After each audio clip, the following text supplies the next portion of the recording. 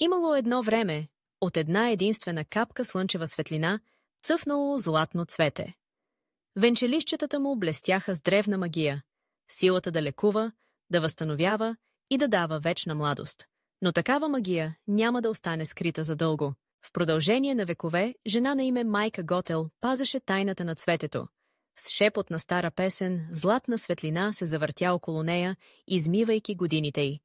Но Готел беше егоист. Тя би направила всичко, за да запази магията за себе си. Един ден кралицата на голямо кралство се разболя. Отчаяни да я спасят, хората търсили надлъж и шир, докато не намерили златното цвете.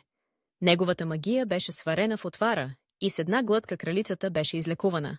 Радост изпълни кралството, когато се роди бебе принцеса. Рапунцел, с златна коса, ярка като слънцето. Но скрита в нейните кичури, магията на цветето продължаваше да живее, чакайки да бъде открита. Под прикритието на тъмнината, майка Готел се промъкнала в двореца. Тя знаеше, че докато Рапунцел е жива, нейната магия никога няма да избледнее. И така, тя открадна принцесата, скривайки я дълбоко в самотна кула. Минаха години и Рапунцел израсна в любопитно и умно младо момиче. Тя рисуваше, четеше и изпълваше дните си с мечти, но външният свят не беше нищо повече от история, която никога не й беше позволено да види. Всяка година, на рождения си ден, Рапунцел наблюдаваше как светещи светлини се носят в небето. Викаха я като шепот на вятъра, но тя не знаеше защо. Знаеше само, че един ден ще ги види отблизо. Далеч отвъд кулата, дързък крадец на име Флин Райдър тичаше през гората, стиснал в ръцете си открадната корона. Зад него яростно гонеха кралските гвардейци, заедно с един много решителен кон. В търсене на скривалище, Флин забеляза нещо необичайно – висока скрита кула, издигаща се от дърветата. Той се усмихна, мислейки се за умен, и се изкачи на върха, без да подозира какво го очаква вътре. Но Рапунцел беше готова. С бързо замахване на тигана. Удара! Натрапникът се строполи на купчина. Сърцето й се разтоптя. Кой беше този непознат? И какво да прави с него? Рапунцел знаеше, че това е нейният шанс. Държейки открадната корона, тя сключи сделка. Ако крадецът я заведе да види плаващите светлини, тя ще му върне съкровището. С въздишка Флин нямаше друг избор, освен да се съгласи. За първи път в живота си Рапунцел прекрачи стените на своята кула. Боса на тревата, тя се въртеше в наслада. Светът беше по-голям и по-ярък, отколкото някога си я представила. Пътуването им ги отвежда до тъмна, опасна кръчма, пълна с заплашителни грубияни. Но когато Рапунцел заговори за съня си, се случи нещо вълшебно. Най-коравите мъже разкриха собствените си надежди и скоро кръчмата се изпълни с песни.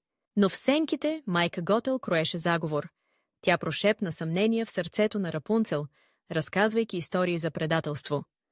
Можеше ли наистина да се довери на Флин, или той беше като всички останали? Докато гледаше картините си, в нея се събудиха отдавна забравени спомени. Символът – фенерите. Истината беше ясна. Тя беше изгубената принцеса и нейното истинско семейство я чакаше. Но опасността ги бе намерила първи. Заловен и затворен, Флин можеше да мисли само за Рапунцел. С помощта на невероятен герой, конят Максимус, той се освободи и препусна към кулата. Вътре в кулата Готел стегна хватката си. Флин нахлу през прозореца, само за да бъде ударен. Докато Рапунцел извика, Готел си помисли, че е спечелила, но принцесата трябваше да направи един последен избор. С последни сили Флин посегна към счупено стъкло. С едно бързо движение, с ним, златната коса на Рапунцел падна на пода и стана кафява. Магията изчезна и времето на Готел изтече. Списък Готел се препъна назад. Младостта й изчезна за миг, тялото й се превърна в прах. Когато на металото й падна на земята, магията, в която се беше вкопчила толкова дълго, най-накрая беше развалена. Флин лежеше неподвижно с затворени очи и дъхът му затихваше. Сълзи изпълниха очите на Рапунцел. И когато една единствена капка падна върху бузата му, златиста светлина цъфна. Последната магия на цветето живееше в сърцето й, връщайки го към живот. Най-накрая Рапунцел се върна у дома.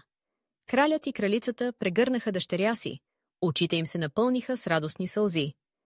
След години на копнеж, семейството им отново беше цяло. И така започна нова история. Рапунцел и Флин стояха под небе, пълно със светещи фенери, с преплетени ръце.